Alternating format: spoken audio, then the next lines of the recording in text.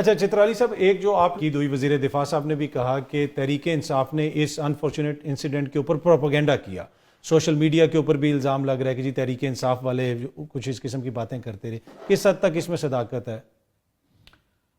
شکریہ اطہر کاظمی صاحب۔ اچھا بیسیکلی چونکہ میں خود وٹنس ہوں، آج وزیر دفاع صاحب اتنے حواس باختہ تھے، ان کو سمجھ نہیں آ رہی تھی کہ میں اسٹیٹمنٹ دوں، کہاں سے شروع کروں اور کہاں پہ ختم کروں۔ ہی واز سو کنفیوز کہ اس کو نہیں پتا تھا کہ میں نے کہنا کیا ہے۔ دیکھیں بینگ ڈیفنس منسٹر ہم ان سے ایکسپیکٹ ہی کر رہے تھے کہ وہ آ کر اس واقعے کے حوالے سے کچھ ڈیٹیلز دیں۔ ابھی تک کوئی آفیشلی ایک ایسی کمپریہنسو اسٹیٹمنٹ سامنے نہیں آئی جس سے قوم کو لگے کہ یہ واقعہ ہوا کیسے، اس واقعے کے کیا اثرات ہوئے، کتنے لوگ شہید ہوئے، کتنے لوگ جو دہشت گرد تھے وہ مارے گئے، کیا نوبڈی نوز۔ لوگوں کو جو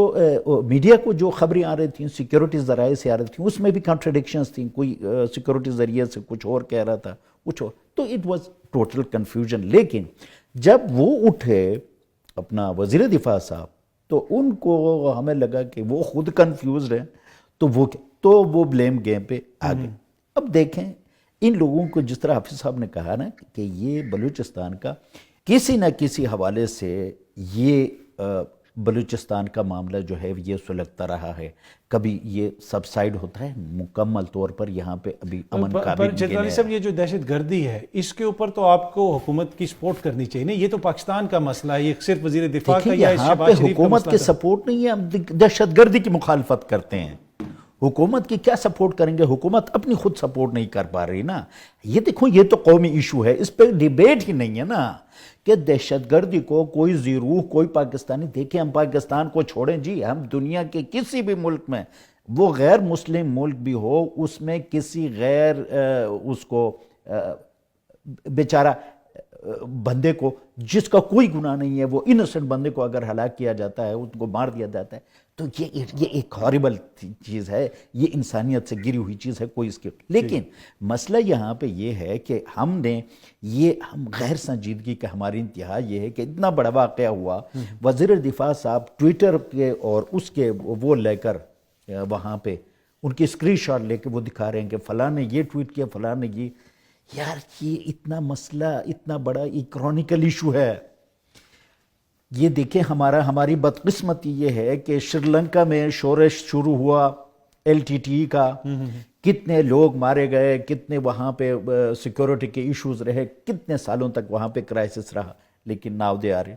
پیس۔ اس میں آپ کو لگتا ہے کہ حکومت کا کردار بہتر ہو تو چیزوں کو بہتر طریقے سے بھی ٹیکل کیا جا سکتا ہے؟ جناب سمپل سی بات ہے کہ بلوچستان جس طرح حافظ صاحب نے کہا نا کہ یہ اسمبلیاں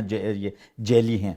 اگر جینین لیڈرشپ وہاں سے الیکٹ ہو کے آئے، اور یہ پورے پاکستان میں تو اس لیول پہ پہلی مرتبہ گیا 2024 میں ہے، لیکن بلوچستان ہسٹوریکلی وہاں پہ جو ہے اسٹیبلشمنٹ اپنے جو کروکس ہیں ان کو سامنے لانے کی یہ جو پریکٹس کرتے آیا ہے۔ ابھی اختر مینگل صاحب الیکٹ ہو کے آئے تھے اسمبلی میں، وہ استعفیٰ دے کے چلے گئے ہیں۔ یہ اتنا بڑا واقعہ تھا، یہ اتنا بڑا واقعہ ہے کہ بلوچستان کے وہ ایلڈرز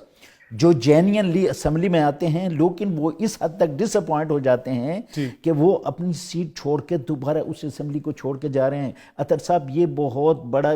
کرونیکل ایشو ہے، بہت بڑا ایشو ہے، اس کو سیریسلی نہیں لیا جاتا، اور یہ پاکستان کے لیے اور ریسورسفل ہمارا علاقہ ہے، یہ جو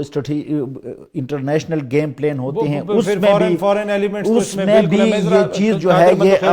رول آؤٹ، اور ہم جو ہے نا ہم اپنی وہ ٹریڈیشنلی دیکھیں، ہمیں ہم بہت چھوٹی سطح پہ سوچ رہے ہیں اور چیزیں بہت جو ہے بڑی سطح پہ۔ دوسری ہماری بدبختی یہ ہے کہ ہم جس مریض کو ملٹی وٹامن کی ضرورت ہے نا،